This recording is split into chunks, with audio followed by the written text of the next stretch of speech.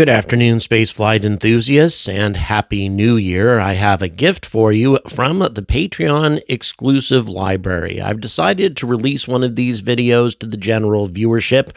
For one thing, just to give you a little bit more content, but also to show you the types of videos that we have in the library in case you're interested in checking them out. If you are, all the details are in the description. But this one is about a particularly sensitive topic. For those of you familiar with the series For All Mankind, you will know that Wehrner Von Braun had a lofty ambition to get humans to Mars by the early 1980s, and he understood that using nuclear power was the only practical way to get humans all the way to the Red Planet in a reasonable amount of time. But what you may not be aware of is how close we actually came to developing a functional nuclear engine for use in space. And had this engine actually reached maturity, and had it actually been tested in orbit and used, then the future that we see in For All Mankind might very well have come true. And so what we're going to do now is discover all of the work that was done from the 1950s until the early 1970s to develop a nuclear engine, how it works, and why, in the end, the project was shut down.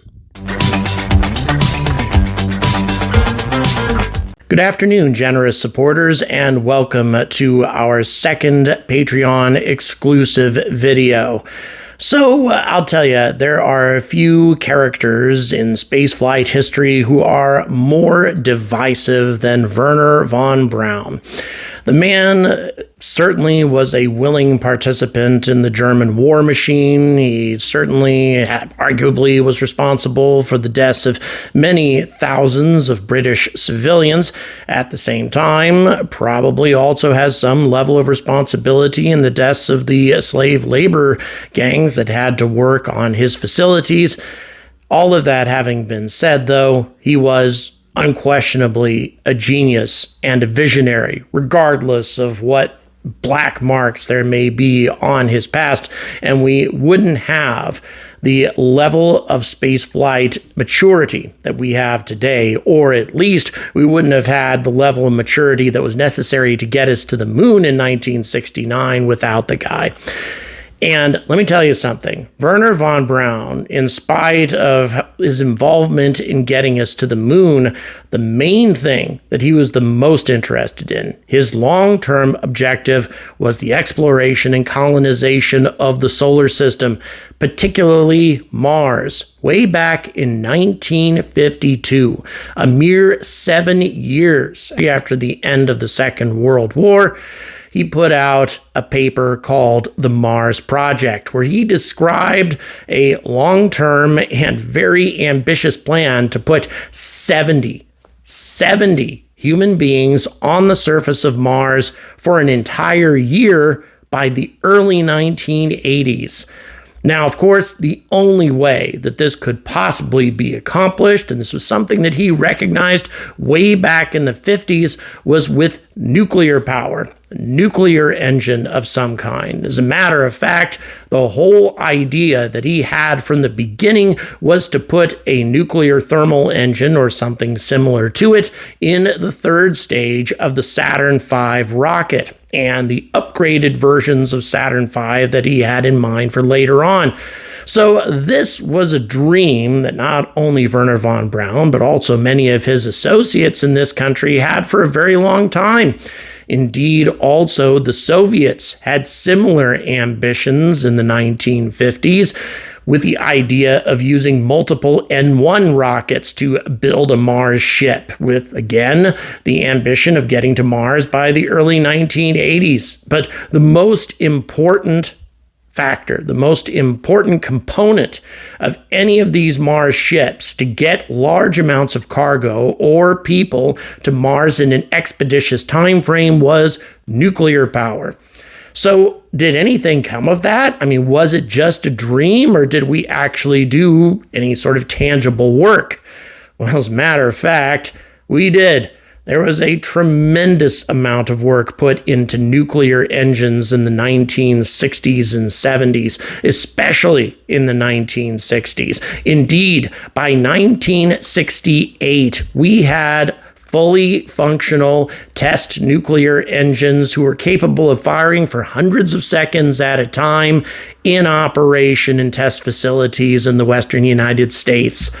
So the capability of graduating from chemical engines to nuclear-powered engines was definitely there at a very early stage in the development of human spaceflight. What the hell happened?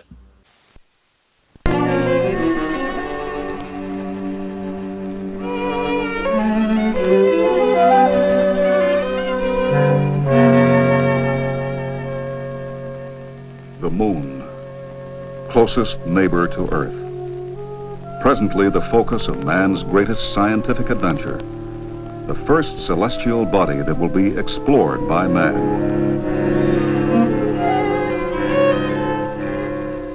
Landing men on the moon will be a truly great achievement, but only the beginning of a new era in space exploration. No one can predict the exact missions that will follow in the years and decades ahead. But the most exciting possibilities will require the acceleration and deceleration of very heavy loads, such as the maneuvering of large Earth-orbiting spacecraft.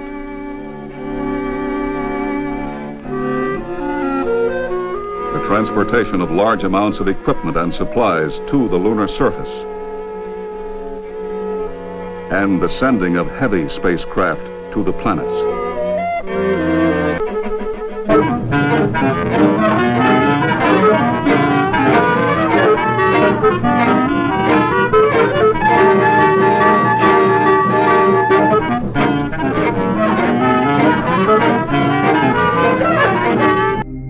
And you thought my incidental music was annoying. So, in any event, here's what this film is covering: the development of nuclear engines and why it's so important that we have them.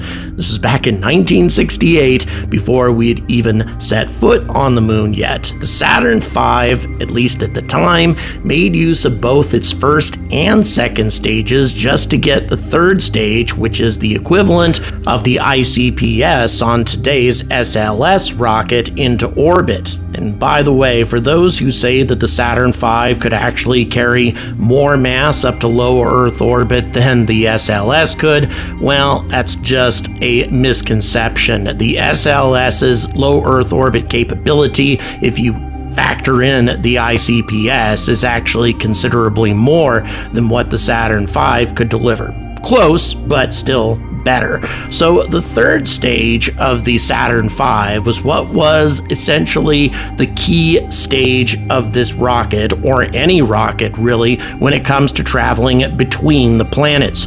Once you're up in low Earth orbit, the amount of thrust and the amount of propellant you need to get from one destination to the other is substantially reduced. But still, if you're using chemical rockets, the efficiency is not so great. You're getting about 400 to 450 seconds maximum worth of ISP out of the performance of a chemical rocket, and the only way to get a better performance, that is to say, more payload to your interplanetary destination, or to get your passengers to their destination quicker, is to have a better ISP without losing any thrust. Now, today's ion engines have tremendous ISP, but they don't have a hell of a lot of thrust, so they're not very practical for heavy payloads out to interplanetary destinations. The nuclear engines that were being designed way back in the 60s were designed to do both, to either achieve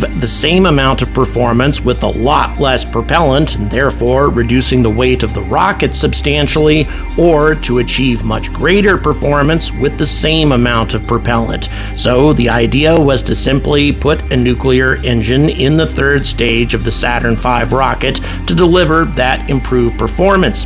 Now, how do you get improved performance? Well, first you have to accelerate the propellant out the nozzle at a faster rate rate of speed than a chemical rocket can do it, about 9 to 10 kilometers per second, as opposed to the 4.5 kilometers per second that you get out of chemical rockets. Now, hydrogen being the lightest substance available, that will accelerate far more swiftly than the type of propellants that are used for chemical rockets. So you get the same amount of propellant going a lot faster, therefore delivering a lot more thrust with less propellant. But how do you accelerate this hydrogen out the nozzle of the rocket to get this improved performance? And as you can see right here, by the way, the difference is pretty striking, about 2 to 1 or so. And why is this the case, by the way? Well, chemical rockets use chemical reactions in order to generate heat to drive the resulting elements out of the nozzle of the rocket. Heavier elements just because chemical reactions were required to make them. Whereas if you just have liquid hydrogen, a light element being driven by a similar amount of heat, this time that heat being generated by a nuclear reaction rather than a chemical reaction, you can get much faster velocity out of a lighter propellant, therefore using your fuel far more efficiently. Again, about 2 to 1 in terms of efficiency over chemical engines. The greater your efficiency, the better your spacecraft is going to perform, the faster you arrive at your destination, or the more payload you can carry with the same amount of propellant. Now, keep in mind, this is fundamentally different than plasma propulsion or nuclear electric propulsion, which uses the strength of an electromagnetic field to drive ionized propellant out the nozzle at a very high rate of speed. This kind of technology did not exist in the 1960s, although the principles did, but really a lot of this new plasma technology is a bit more modern than what was being worked on back then. Still, the ideas that they were working on back in the 60s were very sound and far superior to the engines that we currently use to get spacecraft to interplanetary destinations or even the moon today. But all of this is well and good. We can talk about using the heat of a nuclear reactor in order to drive propellant, but is it really possible? Well, in the mid-1950s in Los Alamos, work began to determine whether or not this was actually practical, and if so, how would it be done? So in the mountains of New Mexico, a team of scientists got together and worked extensively on creating the first prototype nuclear engine. There were, of course, quite a few challenges. For one thing, controlling a nuclear reaction isn't an easy thing to do. You have to manage things like radiation and whether or not you can make materials that will hold up under extensive use. But in time, this team of scientists determined that a nuclear engine could indeed be done. And so the next step was to actually build a prototype, to turn theory into reality. And so the first step would be to create prototype reactors that would function, at least in principle, if you were pumping liquid hydrogen through them at the same time. Not a completed engine, just more of a reactor that would power an engine.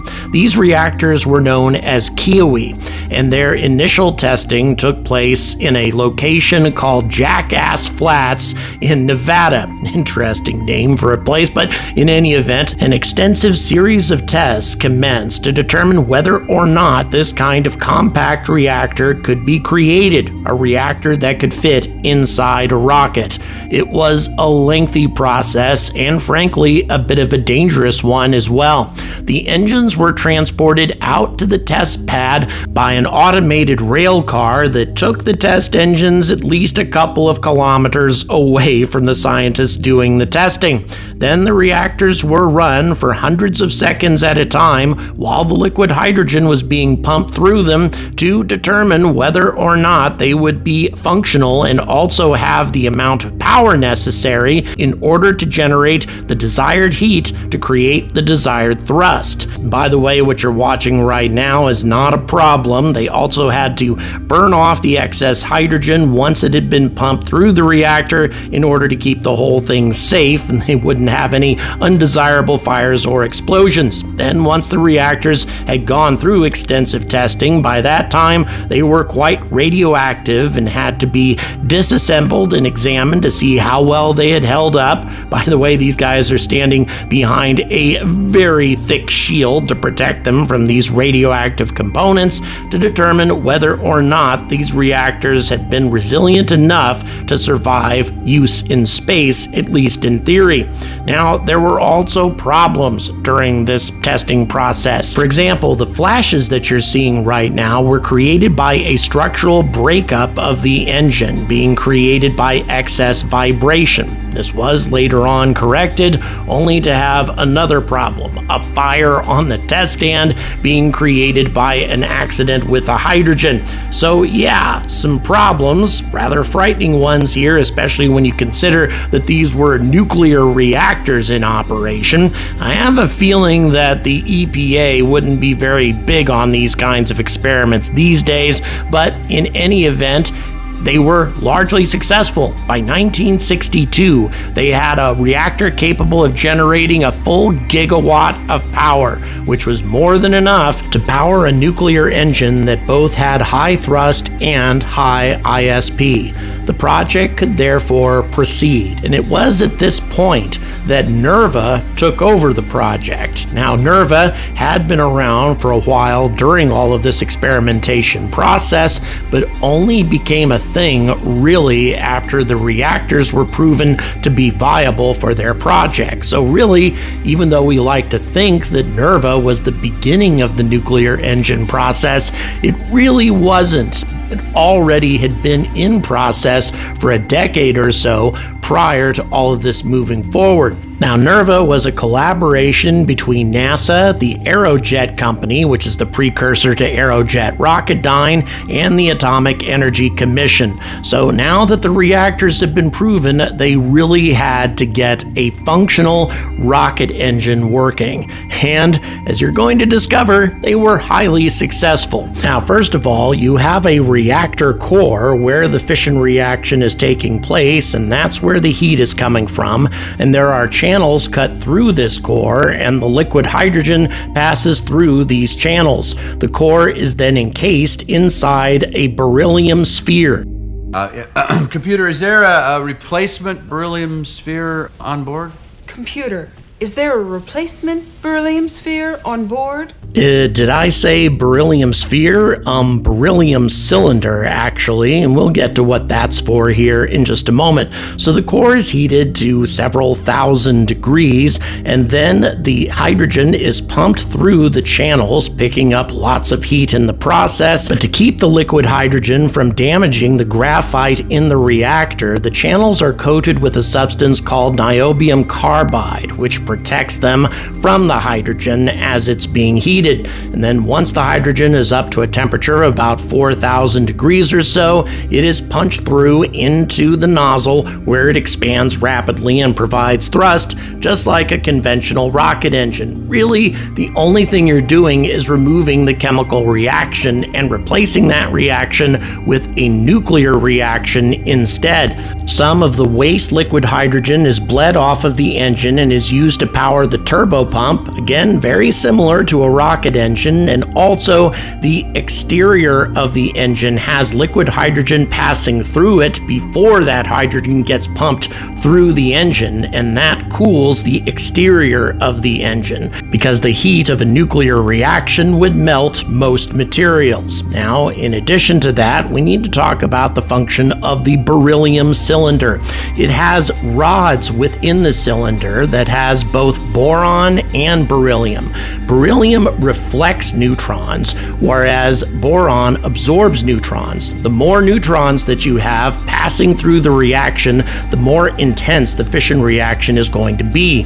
Whereas when the boron sides are turned towards the reaction, it absorbs the neutron, cooling down the reactor and ceasing the fission reaction. So depending on how you have these rods turned, you have more or less neutrons being fed into the nuclear reaction, making it either more or less energetic, providing a very precise amount of control over the amount of fission taking place and also the heat inside the reactor. So that's what beryllium is for, guys. It reflects neutrons, and the more neutrons you have zooming through a fissile material like uranium-235, the more energetic your nuclear reaction is going to become. Look, I have one job on this lousy ship. It's stupid, but I'm gonna do it, okay? Now that the engine design was complete, the operations moved out to a facility near Sacramento, California to determine whether or not the engines would actually work in practice. At the beginning, there was a significant challenge because pumping the hydrogen through the core up to that point had been done with pumping facilities inside the test stands rather than the turbo pumps inside the engines themselves.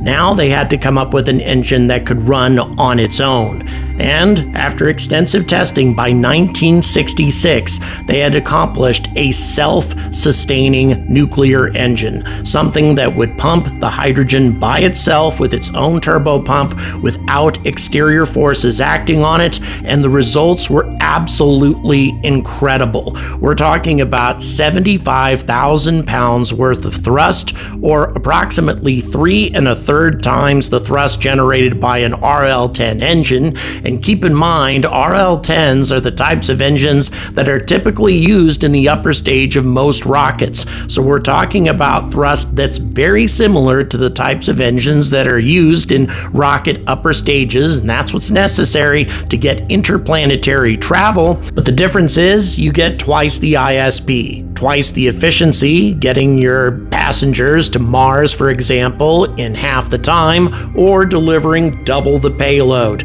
And in the long run, eventually they got to a fully functional test engine that actually was tested in vacuum conditions. The engine was positioned to where it fired nozzle down into a vacuum chamber in order to simulate what it might be like in space. Everything was working very well for NERVA up to this point, and then in 1968, NASA had the boldness to actually predict how these engines might be used for a mission to Mars. You would have a departure stage comprised of 3 clusters of nuclear engines with approximately 150,000 pounds of thrust per cluster. So approximately the same as a Raptor engine in vacuum, but the difference is you don't need as much propellant as a Raptor requires in order to get the same performance. You need a lot less, therefore the weight of the rocket is substantially less. The specific impulse of a Raptor engine is about 380 seconds. A nuclear engine would be approximately 900 seconds. So with that kind of performance, you could achieve an Earth to Mars transit time of about 90 days or so with a very substantial payload. And by the way, you would also have another nuclear engine which would be fired upon arrival to decelerate the craft so it could enter Mars orbit. At that point, of course, you put down a lander which is powered by chemical engines. Then the astronauts spend a substantial amount of time on the surface of Mars, although not necessarily. If you can get there in 90 days, you could possibly carry out a 1-month expedition on the surface of Mars, get back to the ship, and then another 90 days getting back, making it possible to do the entire mission in a single conjunction of the 2 planets, rather than doing it in 2 conjunctions, which extends the mission to over 2 years. So really, nuclear engines are what would make a mission to Mars possible. And incidentally, I really think that NASA doesn't intend to proceed with a Mars mission until they can mature this technology that was frankly nearly mature in 1968. So what the hell happened? Why did all of this come to an end? NERVA is not a nuclear weapon type of engine. It's not like Orion. You're not talking about nuclear explosions in orbit to drive a spacecraft. So why was this abandoned given how much could have been accomplished with it? Well, one simple answer. We gave up on the moon. When we gave up on the moon, we also gave up on Mars. And when we gave up on Mars, we gave up on anything that really required an engine with higher efficiency. If all we needed was chemical engines to get the space shuttle into orbit, why did we need nuclear engines to get further? And in the latter years of the 1960s, politics were becoming increasingly partisan and hostile, with projects being canceled just out of spite sometimes. President Johnson needed money for his Medicare program and for the Vietnam War, and so the idea of cutting costs with NERVA was one thing that was brought up as being a possibility, and NERVA did indeed lose a lot of funding at this time, and then it was Richard Nixon that completely shut the whole thing down, even as plans were being drawn up for the shuttle to carry the first flight-certified nuclear engine into orbit for testing.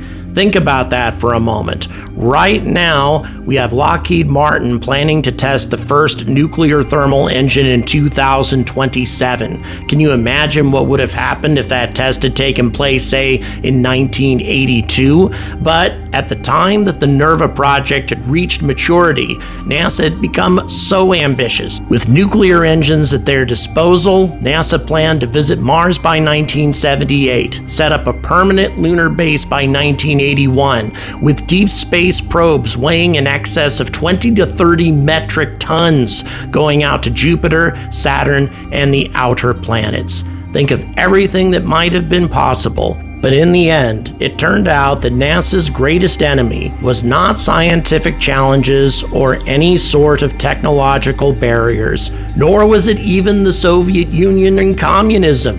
It was, in fact, American politicians.